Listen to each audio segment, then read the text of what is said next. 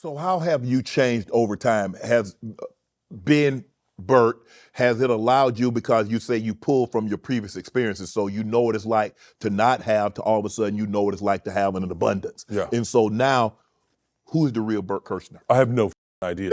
I have zero idea. When you were in college, one of your best stories that you told was being a part of the Russian mafia as a college student. How do you come up with that? I did it. Because you know when you tell the story, people they didn't believe you. No one believes any of my stories. I know the one that. Bert Kreischer's new Netflix show Free Bert is out now, and he's doing his best to prevent it from becoming a complete disaster.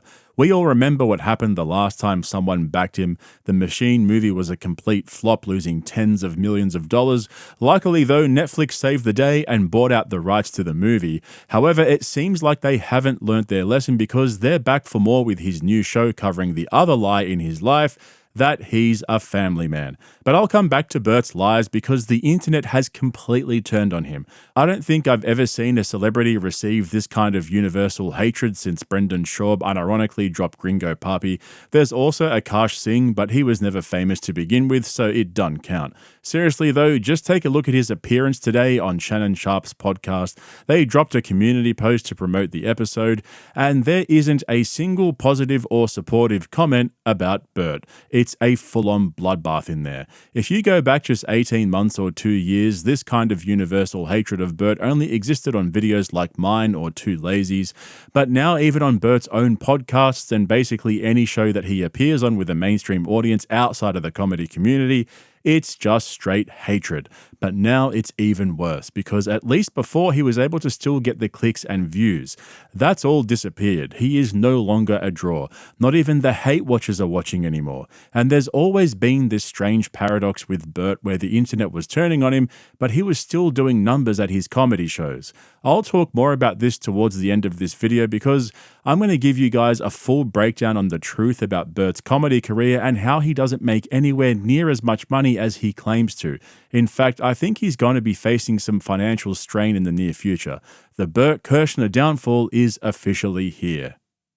But expect to see a lot more of Bert than usual in the near future. He's going to be pulling out all the stops as he promotes his new show in an attempt to save it from the same fate as his movie. I'm expecting a JRE appearance today or tomorrow, so stay tuned for that. However, if you want to see my full breakdown of Free Bert without having to put yourself through the torture of watching it yourself, check out the link in the description to my Patreon, where I'll be tearing his new show to shreds exclusively for members. There's also a bunch of Kill Tony coverage on there, as well as comedy special reviews and a lot more. There are over 50 exclusive, long-form, uncensored videos on there right now waiting for you, so go and check that out if you're interested. To start off with though, I want to show you guys a couple of clips that caught my attention from his appearance on Club Shay Shay. If you've been wondering why Bert didn't go to the Riyadh Comedy Festival with all his buddies, he finally explains why. Here's the deal. You know, after the whole Riyadh Comedy Festival debacle, if Putin hits me up and he wants me to do a private show, I think PR-wise, it's not a bad look. If Putin, I got to be honest with you, man, I've always put it out there. All my boys went over to Riyadh. It didn't bother me. Right. I got the offer, but they wouldn't let me perform shirtless, so I passed. I didn't know about their politics. I was like, not shirtless. But if Putin hit me up privately and he was like, yo, I want you to do stand-up. I want you to do a machine. I'd be like, I'll fucking fly to Russia. You wouldn't be scared? Yeah, I'd be terrified. But I'm still going. It's another story. Yeah. Come on, it's a special. I go to Russia. Absolutely. And then I ride shirtless on a horse with Putin. So let's just get this straight. The Saudis let guys like Dave Chappelle, Bill Burr, and Tom Segura do their normal material over there. They were even prepared to have openly gay comedians to go over and join in. They also paid Whitney Cummings with real money to stand on the stage and tell jokes, but they drew the line at making fun of Islam or the royal family and Bert Kreischer taking his shirt off. Can you just imagine that phone call from Bert's agent? Hey Bert, the Saudis are interested. They're prepared to pay you big bucks to go over there, except there's only one catch. And Bert jumps in with, oh, I can't joke about how they murder journalists or how almost all the 9/11 terrorists were Saudis or how they've been systematically persecuting minorities and profiting off slave labor for decades. His agent says, what? No, all of that's fine. You just can't take your shirt off. And that's where fucking Bert decided they'd crossed the line. But speaking of elephants in the room, if you've already forgotten, Bert Kreischer is actually the second of the Joe Rogan 6 to appear on Club Shay Shay since the Cat Williams episode dropped almost exactly 2 years ago.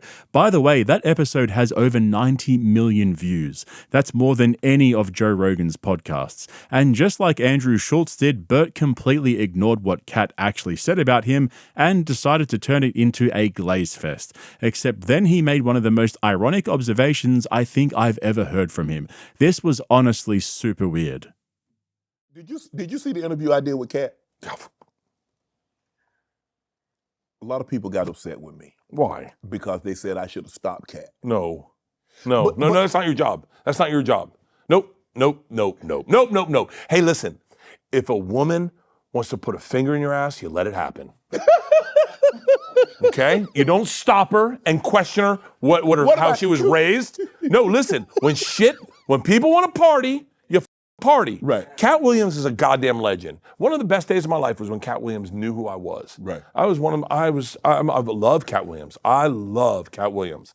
That interview was masterful, and all you were doing was you were just feeding them rope and just saying hey, keep lighting it on fire. I got fuses all over. Now you are a legend at what you do, but what you do in this space, we were doing, 15, 17 years ago, and 15, 17 years ago, there was not the looks that we get. Yeah. And what that Cat Williams interview was, in my opinion, is what old school Rogan was. When we do Rogan, we didn't know people were listening. Right. And we would talk shit, and we would ruin relationships, and we would destroy friendships. Yeah. And and that is what that was. That was two guys talking as if you didn't know anyone was listening. Right. And it was so beautiful. And Cat's just, Cat. No, but he's so good at tickling you. Okay, so first of all, Cat absolutely knew everybody was listening. He had a comedy special coming out on Netflix. Bro knew exactly what he was doing. But Bert saying one of the best days of his life was when Cat Williams knew who he was is crazy. Bert, he knows who you are because you're one of the 6 never-been-funny comedians Rogan's been pushing for years. And then he went on to compare that episode to old school JRE, which is precisely what Cat was talking about when he said Joe has been promoting hacks on his podcast for years. The lack of self-awareness and delusion right there was wild. Cat dropped a whole thesis on why guys like Bert suck and completely destroyed them with one sentence, and Bert's takeaway was, yeah, that reminded me of old school JRE. And yet even after the massive backlash over the last couple of years, Bert still thinks that simply taking his shirt off on stage is some sort of magic trick that hypnotizes the crowd. You've been in this thing and you're great at it. 35,000 seat arenas, stadiums and arenas. Is there anybody, you hear a lot of guys like, I don't want to follow that guy. I don't want to follow that guy. I mean, people used to say all the time, man, you ain't trying to follow Bernie Mac. That ain't what you're trying to do. Obviously, you're never going to be able to follow Chappelle because Chappelle's going to end the show, so you're not following him. Yeah. You're not following Rock. No. So is there people like, I sure hope I'm in front of him. No, I'm gonna tell you, I don't mean this cocky, I'm just be very real. Mm-hmm.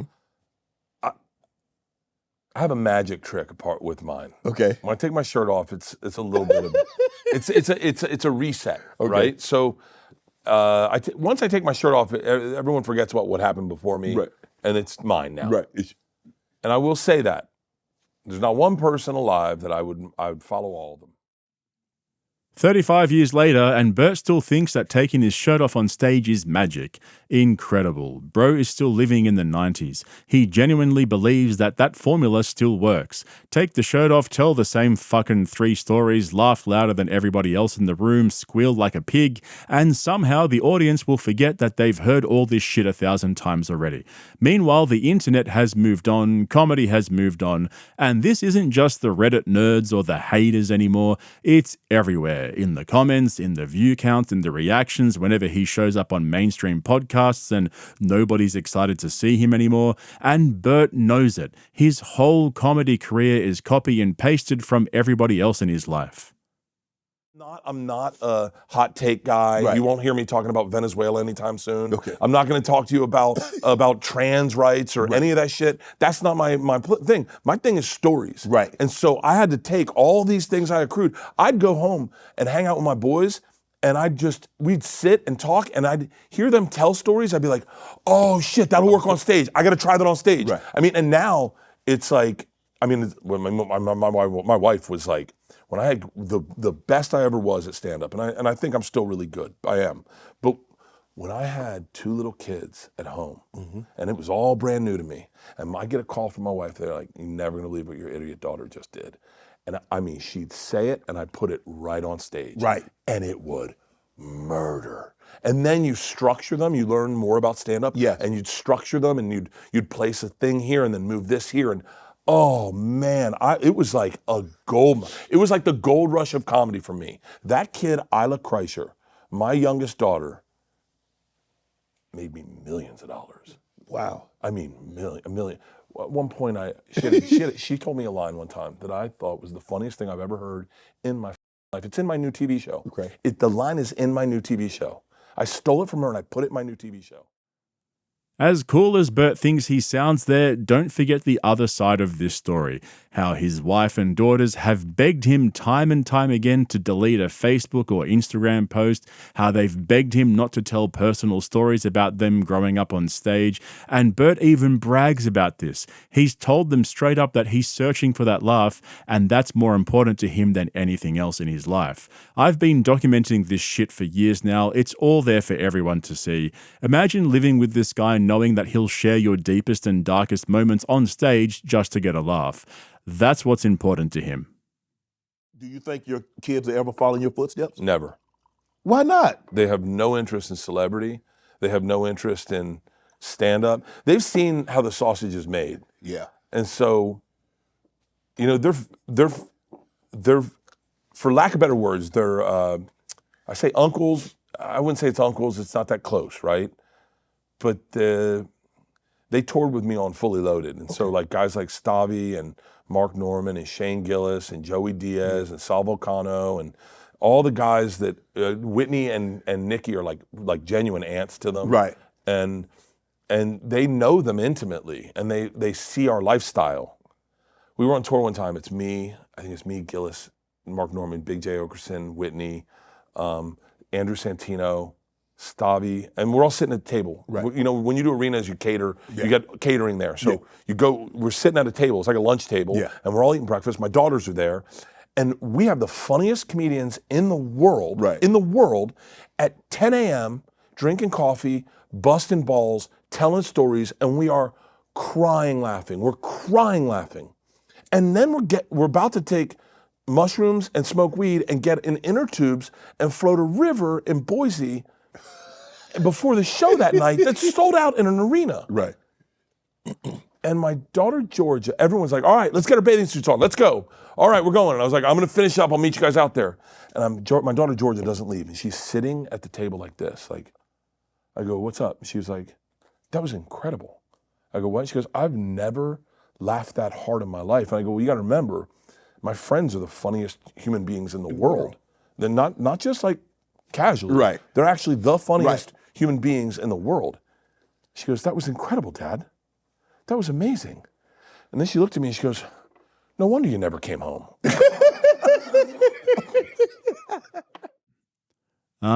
Yeah, but that's not the flex that you think it is, bro. And now he just dropped a whole fucking TV show about his family. No wonder his wife kicked him out of the bedroom. I guess the monthly paycheck justifies all of this to her, right? And speaking of paychecks, this is the bit I wanted to get to, because Bert keeps mentioning this and reminding everyone that he's a top-grossing comedian, which he is, or at least he was. Things are a little different now, and we're still waiting for the 2025 numbers to come in, but it's time to finally address the truth about Bert's comedy tour and explain why he doesn't make anywhere near the numbers he's quoting here.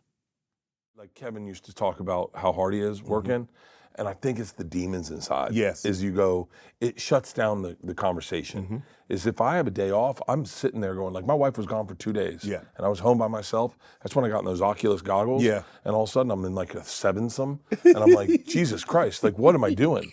And then you go to a beach and you're like, and I sat quiet for 2 days. She came home today and I was like touching her and talking to her and going like, I need people. Yeah. But yeah, I think workaholism is akin to like just shutting down the conversation. Yeah. Let me ask you a question someone asked me the other day. I don't know how much money you have, but I know how much money you probably have and how much money you've had. So what's the difference between that, the security, and then what you have today? Like, is there do you quantify that, say, $1 million? Yes. Versus, say, I don't know, I'm saying you probably have like $40 million, $60 million. It's, you know what it is now? You know what it is now, Bert? Is that back then I valued things a lot more because I had to work a lot harder for it. Like a watch, I had to wait 2, 3, 4 years to get it. Now I can just go buy any watch I want, so it doesn't have the same meaning to me. So wait, is a watch better then or now? Then. So then, if it's better then, what are we doing? For me, it's for the kids and the grandkids. Okay, so I got, someone told me I made like $30 million. I was in a hot tub in my house, and like, hey, congratulations, you're like the second highest earning comic in the country. And I was like, cool. I was like, what, for real? And they're like, yeah, you made $30 million last year. I go, I did? And I didn't feel it. Right. I didn't feel it. And I tell you right now, I couldn't register it. Like, it didn't feel like a battery when you plug your phone in. Right. It goes, bloop, bloop, bloop, bloop. Like, and I was like, okay, so then what's the point? And I, by the way, the money's not real. I don't, it's just a number on a computer. I don't see it. It's not like Floyd Mayweather who's got it in bags.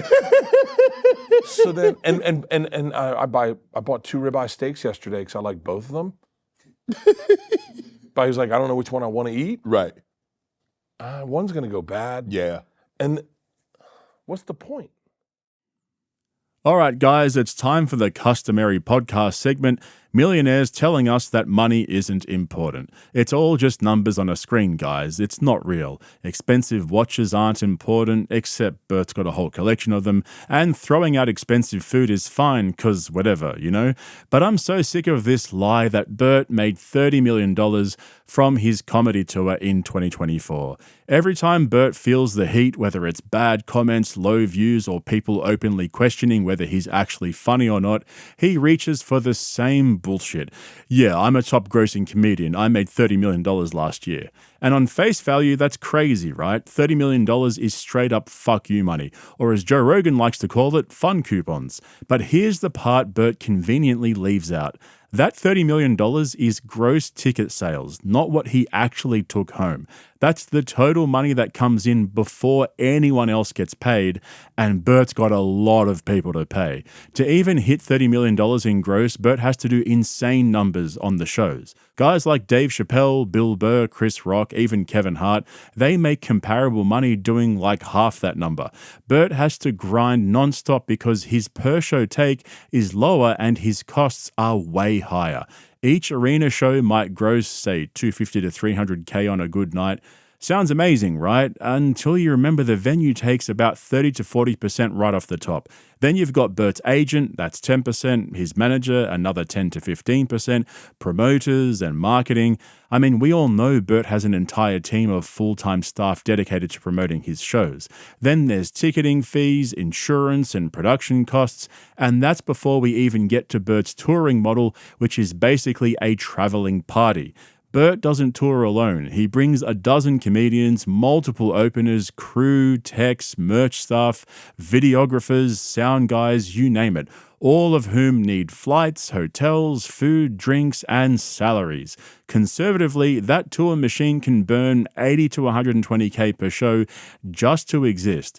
So when you actually do the math, that $30 million gross realistically turns into something like $8 to $12 million before tax, and that's on a good year. After tax, you're probably looking at a few $1,000,000 net, maybe 5 or 6 if he's lucky. And don't get me wrong, that's still amazing money, but not the untouchable flex Bert wants you to believe it is. Especially not when you factor in his lifestyle, multiple houses, his staff back in LA, and a podcasting network that is basically nosediving. I don't even think Bert's podcasts are breaking even anymore. I think he has to keep them going to sell tickets to his comedy shows, and so the vicious cycle goes around and around. But this is where the paradox finally makes sense.